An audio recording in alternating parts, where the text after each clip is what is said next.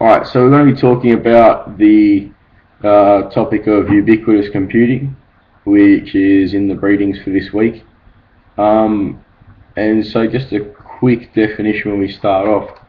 It's pretty much a model of human-computer interaction which is post-desktop, which means like no longer you need to just be interacting with a computer via this big piece of technology sitting on your desk. Now it's more of a on-the-fly sort of thing where everything is connected and we're interacting with it all the time. So there's a couple good writers on the topic, one of them being Keller Easterling, and now she sort of talks about how, where are we, how like the idea of ubiquitous computing is beginning to be termed as an Internet of Things, or in other people's writings, an Internet of Everything. Now this sort of obviously suggests that everything's becoming part of the Internet, everything's becoming more connected. So the main sort of idea behind ubiquitous computing and the Internet of Everything is that things that wouldn't normally be connotated with computer technology or the Internet are becoming connected, really. So this could be things like your lighting or your air conditioner, your car, your office at work. And so to put these into an example would be if someone's leaving their office at work, coming home, it might, as you leave, send a message to your wife saying that I'm on my way. Your car might, register on the GPS where you're at, so that when you're around the block from your house, your lights come on and your air conditioning turns on to a nice temperature. Pretty convenient if you ask me.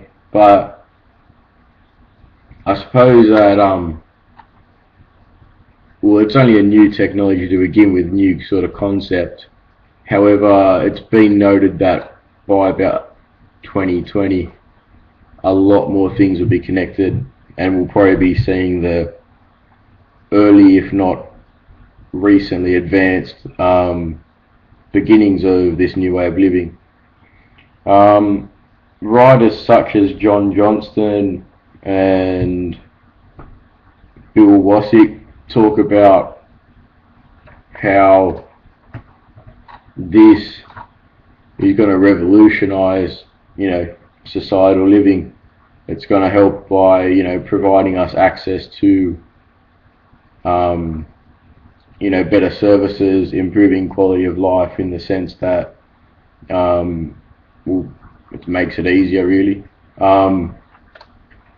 Matthew Fuller sort of suggests the positive benefits behind this being in things like the LinkedIn technology could sense, people's vital signs and, their medical status, and then according to whether or not they need help, if someone's having a heart attack, the devices will, be able to give up warning signs or point people in the direction of one of the machines that zap people. So they're kind of, pondering the benefits about this. I guess that what needs to be sort of thought about in relation to this up and coming sort of technology would be like the issues behind privacy and I suppose just the reliance on technology, really. As it's been mentioned before, when things like the Google Glass came out, there's, people have been saying, I don't want to be recorded all the time, I'm going to hang away from the people that are wearing the Google Glass and stuff. So I suppose this sort of thinking, this mentality will, inevitably extend to you know, technology that revolve around the Internet of Everything. Because obviously people will be a bit paranoid or worried about having everything in their house linked up. You know, you might not want every, marketing business and stuff knowing about what you do or what your personal habits are, like, what television shows you watch or what food you have in your fridge, like just things like that. I think people will probably start to worry about it. Another issue, I guess, is like the fact that all of these things in this Internet of Everything will be recorded, like as technology always does. It records, how people use certain devices and that. And so I guess this extends to the idea that we won't really be able to conceptualize ourselves or our existence beyond the present, because everything's always recorded. So I guess we'd be able to find ourselves unable to think in the present. I don't know if that makes sense or not, but I'm just trying to sort of wrap my head around the whole idea of hauntology, as was the word for the week. I'm just trying to see if that links at all with what I'm talking about and rambling about right now.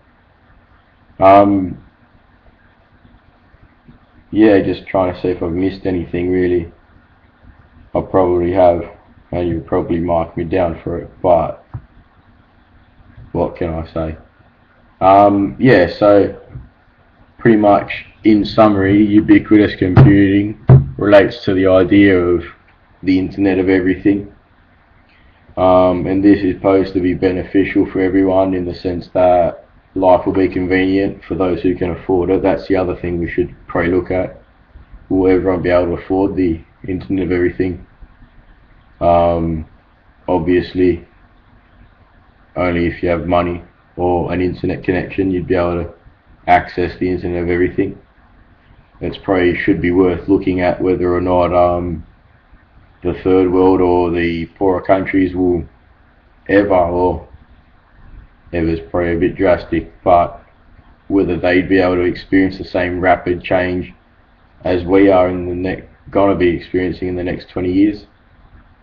Yeah, so that aside, it's set to revolutionise society and the way we live it. The probably theoretical or just moral panics that are related to this revolve around privacy and connectivity and access, as I just mentioned, with whether the poor people will get it or not. And then yeah, I just wonder if this is going to affect our conceptualization of past and present and future. Yeah. Alright. Thanks for listening. Sorry, Carl, if you got bored.